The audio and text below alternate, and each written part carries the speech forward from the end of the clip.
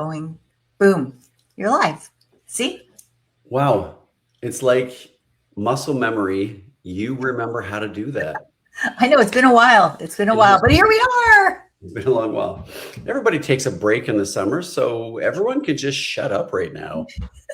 Well, yeah. Welcome, everyone, to Sibling Revelry. I am your host, Jack Hollingsworth. I'm a comedian and a children's pastor. With me Mhm. is famous gardener Tess Scott. Well, not famous, but I do love flowers. I love gardening, that kind of thing. Like, you love weeding? I don't mind weeding.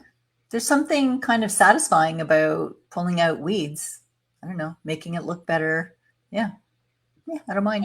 don't feel that way. My wife, however, really feels that way. In fact, we could be in a hurry to go somewhere. I will be in the Kia, vehicle running, like, okay, Yeah.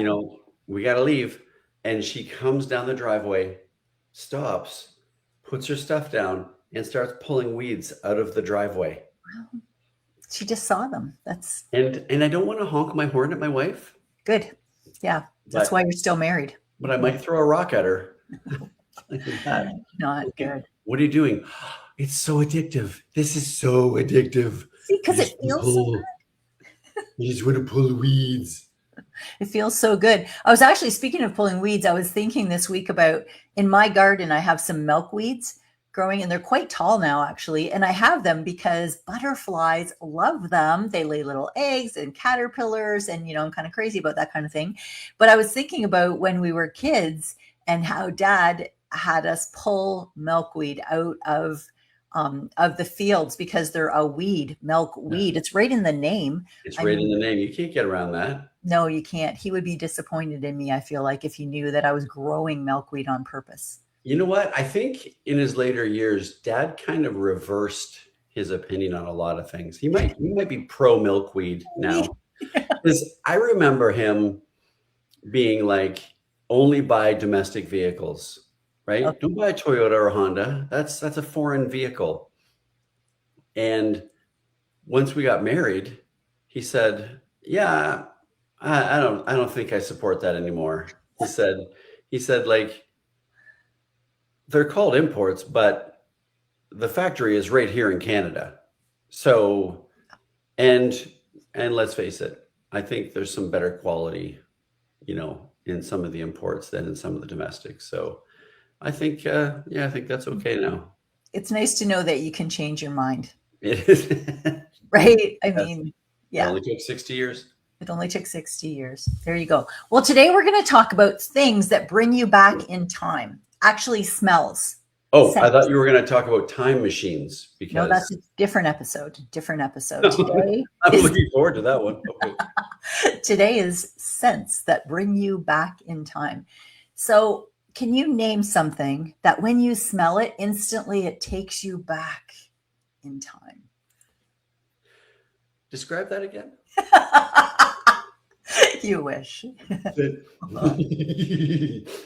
um, yes, silage.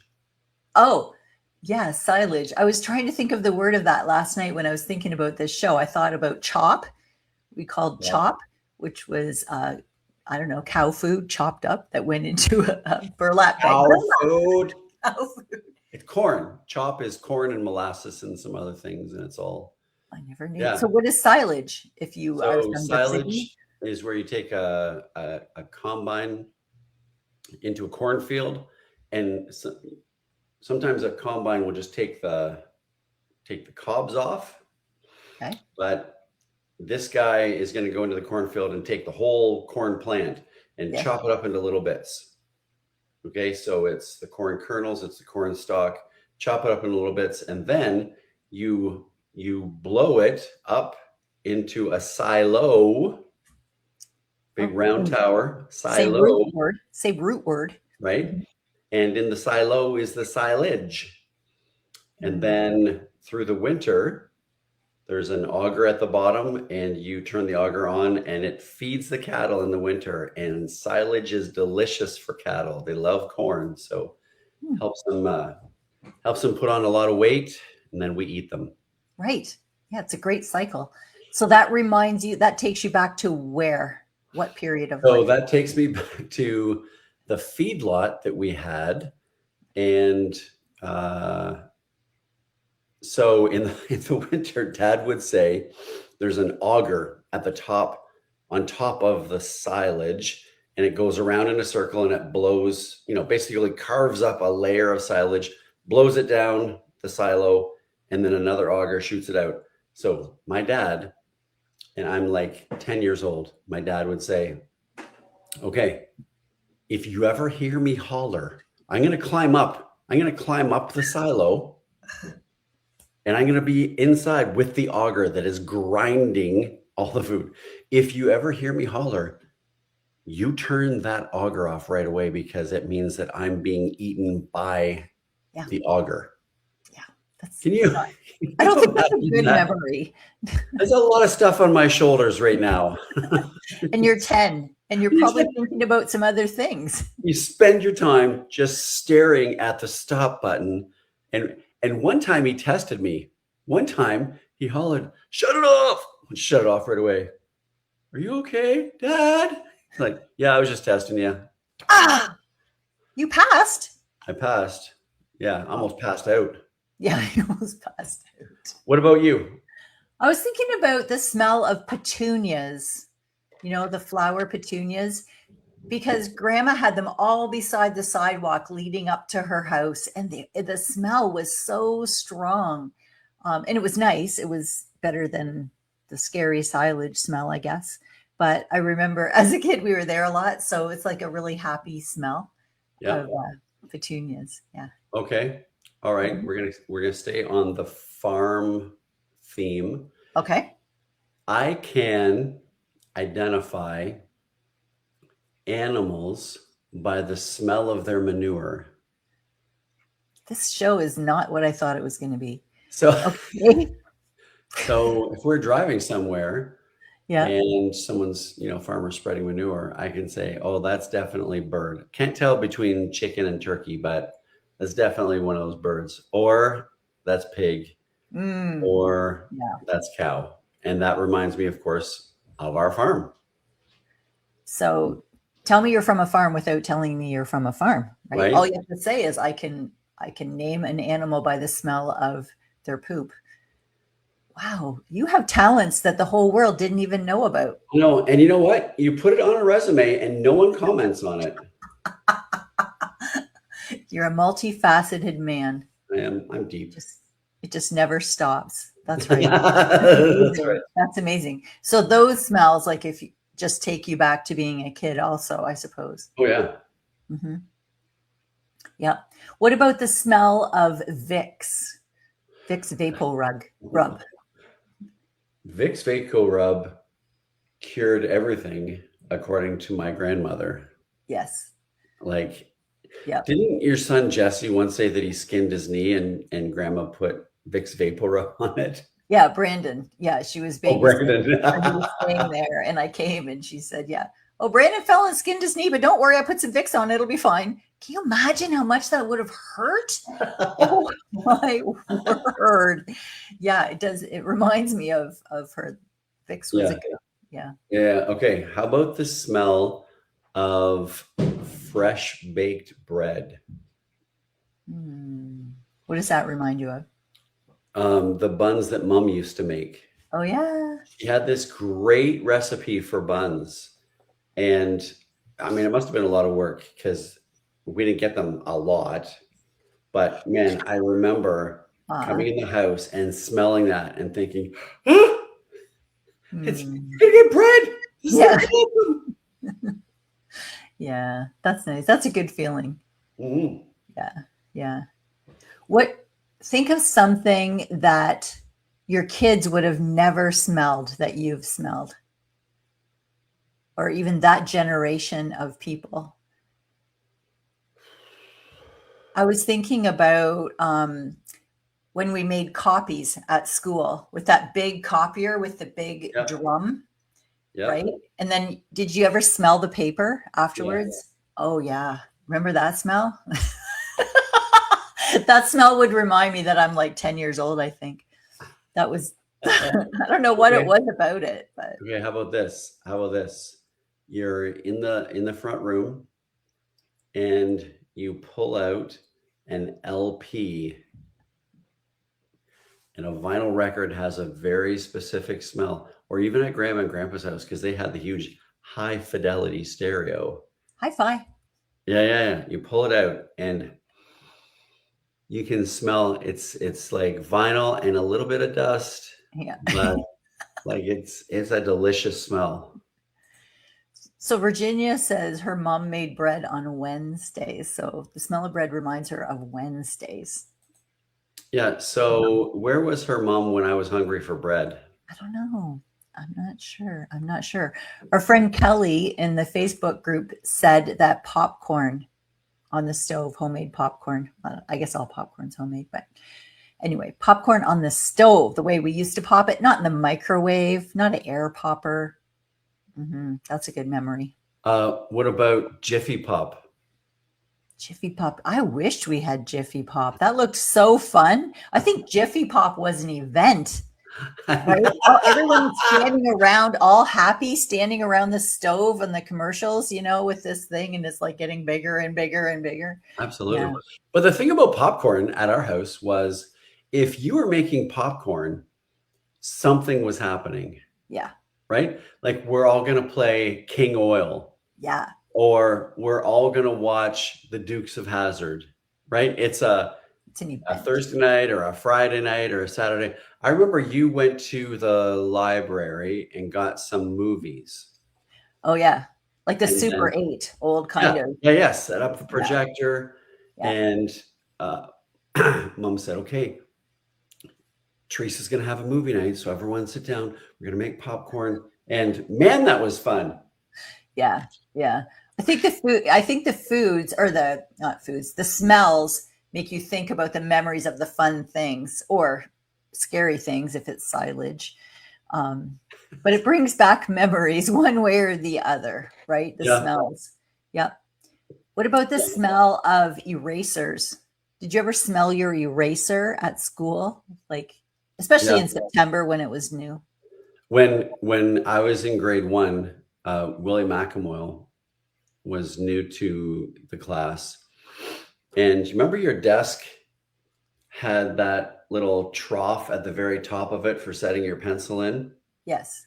So he told me that if you take the pencil shavings and the eraser shavings and you put them in that trough, that was like mouse poison and it would kill the mice. And so every day at the end of the school day, we would take our eraser and and fill this little trough. And the next day, gone. Obviously it worked. Did you ever see mice? We never saw mice. See? Yeah. Willie McAmoyle. He was a smart man. But yeah, that reminds me, or even the smell of, like, if you went to, a school play, but it's at night, and as soon as you come in the door of the school, it's got a school smell. Yeah. Right? I don't know if that's white glue or mucilage or. Oh yeah, the smell of white glue. Now, I don't think you were supposed to smell that. Yeah, I don't know. No, I don't know, or you weren't supposed to eat it. You could put white glue on your fingers, and when it dried, you could peel them off. That's satisfying. That was in lieu of screen time. Where did all the glue go? I don't know. We never had glue. I'm not sure why. That's right. Or the smell of fresh cut grass, because I used to cut grandma's lawn and get $5 for it. Wow, you got paid? Yeah. And I remember cutting that grass on a hot day. And and then cutting Marie's lawn too. And I think I got $5 for that. So what did you do with all that money? I usually bought chocolate. Oh, yeah. One time I went to McLaren's pharmacy because they had pen lights. It looked like a pen, It was a little flashlight. You have to put a couple AAA batteries in it. Mm-hmm. That was the coolest thing. Yeah. Yeah. Yeah. That was like an invention back in the day. It was a new Really? invention. That and the pens that had 4 different colors of ink. Those were the best with the little clicker thing on the top. Black, red, green, and blue. Yeah. Yeah. Those were good pens. Those are really good pens. We all wanted those pens. For me, I think about purple Freshie. The smell of it, the taste of it, I hate it so very much because we had purple Freshie at Kettle Point. We used to camp at Kettle Point Campground when we were kids. Yep. And the Freshie was made with hose water and it was warm. And we drank it out of these tin cups. Yeah. And they tasted like tin Freshie, warm tin purple. I still can't drink anything like grape Kool-Aid, grape. Man.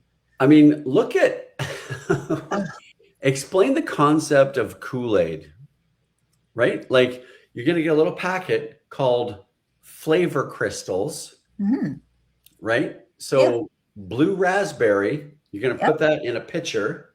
Yep. And then you're going to take a scoop of white sugar and then another scoop of white sugar and another scoop of white sugar. Yeah. You had to monitor your kids. And then you're going to stir it up. And guys, there's a whole pitcher of sugar water right here. Yeah. Right. But we didn't drink water. I was just trying to tell some of my kids this last night because now our grandkids carry around water bottles. They take water, like reusable water bottles, and they take them to school and they're never seen without these reusable water bottles, expensive or cheap or whatever ones they have. But I said, we never drank water. Like I rarely remember as a kid drinking water. And if we were running around on the farm outside and we're hot, it's summertime, there's no air conditioning back then, by the way. And we got hot, you just went to the barn and drank water out of there was like a pump. What do you call that? Yeah, like sort of like a hydrant thing. Yeah, from the pump. It was really, really cold water. But first of all, you weren't allowed back in the house. And secondly, let's just cover that. Yeah. And, but I don't remember drinking water. Like there was a fountain at school, but I don't think I had a drink of water from it every day. And we sure didn't bring anything to drink with us to school. So how did we ever live without water? We did. So, but do you remember we had thermoses back then? And this is what makes us the toughest generation. We had thermoses back then that were coated on the inside with a thin layer of glass. Yeah. And when you opened your thermos, was the glass broken? Were there shards of glass you'd be drinking? Who knows? That's why the lid is a cup. You pour it out, and if you see chunks of something, I can't drink this. I have to throw this thermos out now. But if you're not paying attention, you're going to slice your throat open. Or you're 5 because that's what you had when you were 5 at school. Yeah. Yeah. Yeah. It's like the thermos was this big. Yes. Like maybe enough for a cup of water. Yeah. Yeah. I don't remember drinking out of it. I'm sure we did. But at home, even if you were in the house, like I don't remember do you remember having glasses of water? Like, was it important? We had one glass of water that we would take upstairs when we went to bed. Yeah. Because there was no coming back downstairs. I was going to say that because you are not coming back down. Not coming back downstairs. And some of that was for our own protection. Like I remember realizing that I had to go to the bathroom and I come downstairs and Dad was in the bathroom and he could spend 45 minutes in the bathroom. Yeah. Like, well, why wouldn't it's his house? Okay, I'll just pee my pants. It's fine because here's the other thing. You don't want to go into the bathroom after your dad's been in there for 45 minutes. Like, yeah, well, it's like a punishment. Everybody go pee before you go to bed. Trust me, guys, you're going to want to do this. You don't want to do that. There's no coming back down. There's no coming back from that. What other smells? What smells bring you back? What about a leather baseball glove? Yes. Yes, a nice leather baseball glove. Leather has that specific smell. My boys got me a new kind of razor, like it's an aluminum razor with safety blades in it. Oh. The head of the razor has a little leather cover on it. Yep. And so, hey, why is Aunt Dorothy saying hi, Tessica, and not hi to me? I'm literally the other person on the screen right here. Did you tell her happy birthday on the 1st? Probably. Yeah, maybe not. No, I don't know. She's our auntie. That's right. Yeah. What about the smell? Speaking of Aunt Dorothy, what about the smell of French fries cooking? Yeah. Yeah. Because Dad had a French fry trailer. Yep. And many times were spent helping him with French fries. Yeah. And they were really good French fries. He figured out the secret of how to make French fries. Who helped us there? I remember Rooney. Yeah. My Aunt Nancy. Yeah. Aunt Dorothy helped out for sure. Yeah. I was there. You were there. Yeah. Dad was there. I don't know who else would have been there. I don't think Todd or Greg really. Yeah. We had to do all the work as kids. Yeah. That's just how it was. That's just the way it is. What about the smell of Play-Doh? Ooh, Play-Doh. Play-Doh smelled so good. There's no way as a kid you're not going to be tempted to taste a little bit of it. Yeah. Especially a good color like blue or red. There's a chance. There's a chance this is berry flavored. Yeah, it wasn't. It smells so good. Yeah. I'm just going to take a little bit. And it was always salty, right? Like it's. Yeah. I made homemade Play-Doh for the kids as the kids were growing up. Yep. And Curtis was the one who always tried to eat the Play-Doh. So I put a lot of alum in it, which made it really, really bitter. You had to do something. I didn't want to go through that much Play-Doh. That kid would eat it, man. All these things. Sorry, Kurt. True. It's true. Yeah. No. Okay. All right. How about the smell of beer, aftershave, and cigarette? Beer, aftershave, and cigarettes. I don't know. I don't know. That's a night out in Watford. Oh, that's it. Right? Yeah. Like if mom and dad were going somewhere. Yeah. You know, they'd have a smoke. Yep. And then they get all cleaned up. Yeah. And dad would put on his aftershave. Yeah. As soon as you smelled that aftershave, you knew something's happening. There's a good chance I'm not going to be involved. I got to shine his shoes though. You got to shine his shoes. There you go. That's something my kids never experienced. They never got to shine anyone's shoes that I know of. We never do that anymore. Do you ever shine your shoes? You're walking around with shoes that haven't been shone. So secretly, Stephanie shines my shoes because I am willing to leave the house without shiny shoes. She probably does it right after she lays your clothes all out on the bed for you. So that she does lay my clothes on the bed. She's a good woman. And it's nothing to do with domestication. It's the fact that I am fashion apathetic.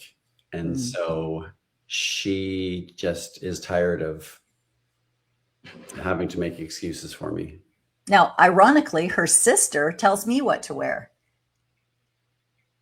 Right? Holly's the one who tells me what to wear because I'm also fashion illiterate. I don't know. Yeah. Like for your shows and stuff? Yeah. For when we're doing shows. And there's not many shows coming up right now because it's summertime, but next week we have a huge thing to surprise our audience with, to tell them about, that's coming up, but not today. Next week, we are going to tell you about something mind-blowing that is going to happen in August in Sarnia, and it is going to be huge. So huge. So huge. Yes. Yes. So that to say, we will be back here next Friday. So join us here, find out. And if you think you know what it is, put it in the comments. Put in the comments. Your best guess of what you think is coming up with Jack and Tess in August in Sarnia. It's going to be a lot of fun. It's going to be a lot of fun. We'll see you right here, right? Right here. Jack will be here. Same bad time, same bad channel. We'll see you next week.